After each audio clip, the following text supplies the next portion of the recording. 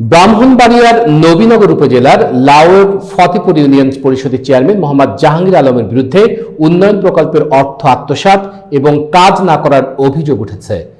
শেখ মিহাদের তথ্যচিত্রে থাকছে বিস্তারিত। স্থানীয় সরকার মন্ত্রণালয়ের এলজিএসপি বরাদ্দের আওতায় বিভিন্ন উন্নয়ন প্রকল্পের মধ্যে কয়েকটি প্রকল্পে কাজ না করে অর্থ আত্মসাতের অভিযোগ উঠেছে। এর মধ্যে উল্লেখযোগ্য প্রকল্পগুলো হলো পাইপ কালভার্ট নির্মাণ, রাস্তা সংস্কার, গার্ড ওয়াল নির্মাণ সহ মাটি ভরাটের কাজ। তদন্ত কমিটির সদস্যরা সরেজমিনে পরিদর্শন করে অনিয়মের প্রমাণ পেয়েছেন বলে জানিয়েছেন।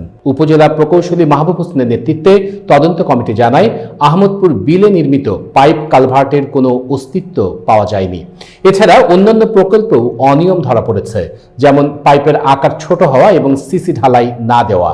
অভিযোগকারীদের একজন ইউপি সদস্য মোহাম্মদ মামুন মিয়া জানান, তিনি আশা করছেন তদন্ত কমিটি সঠিক প্রতিবেদন জমা দিবে। এ বিষয়ে চেয়ারম্যান মোহাম্মদ জাহাঙ্গীর আলম বলেন, তদন্ত শেষে কাজ সম্পূর্ণ করার প্রতিশ্রুতি দিয়েছেন, কিন্তু তদন্ত শেষে তার সঙ্গে যোগাযোগের চেষ্টা করা হলেও তিনি সাড়া দেননি। উপজেলা প্রকৌশলী জানান, আংশিক সত্যতা পাওয়া গেছে এবং বিষয়টি দ্রুত সমাধান করার নির্দেশ দেওয়া হয়েছে।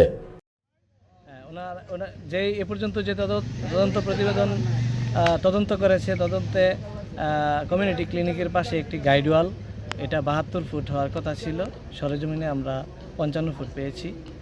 আর মামুন না অভিযুক্তের নাম? জি জি, মামুন অভিযোগ করছে যে 6টা প্রজেক্টের ব্যাপারে, 6টা প্রজেক্টের কাজের ব্যাপারে কম বেশি অভিযোগ করছে। আমরা কাজ সরেজমিনে পাইছি, তো কিছু ত্রুটি আছে, যেমন মাটি মুটির ব্যাপারগুলা, ওগুলো তো বর্ষায় বা অতি বর্ষণে কিছু মাটি সরে যায়।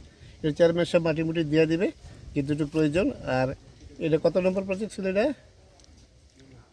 আনিস মিয়ার বাড়ির যে পাইপ কালভার্ট, 2টা পাইপ দেওয়া আছে। উনি বলছে যে অতিরিক্ত আরও 2টা পাইপ দিয়ে দিব, যেহেতু খালটা একটু চওড়া, পানি মানি বেশি ফ্লো হয়, নিজের টাকা আরও 2টা কাজ করে দিব।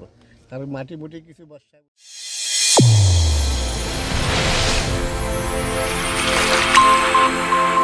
চ্যানেল A1 হৃদয়ের স্পন্দন।